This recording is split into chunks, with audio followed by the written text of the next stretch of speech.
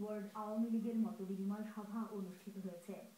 যুক্তরাজ্য প্রবাসী বর্ণিগ্রামের মঈনুদ্দিনের নবনির্মিত বাড়িতে শুক্রবার বিকেলে মতবিনিময় সভার আয়োজন করা হয়। সভায় প্রধান অতিথি হিসেবে উপস্থিত ছিলেন স্থানীয় এমপি ও জেলা আওয়ামী লীগের সাধারণ সম্পাদক আলহাজ শফিকুর রহমান চৌধুরী। প্রবাসী মঈনুদ্দিনের বাড়িতে আয়োজিত সভায় বক্তব্যকালে শফিকুর রহমান চৌধুরী বলেন, আগামী নির্বাচনে আওয়ামী লীগকে বিজয়ী করতে সকল নেতাকর্মীকে একযোগে কাজ করতে হবে। প্রবাসীদের উদ্দেশ্য করে তিনি বলেন, দেশের রাজনৈতিক ও অর্থনৈতিক উন্নয়নে প্রবাসীরা অনন্য ভূমিকা রেখে যাচ্ছেন।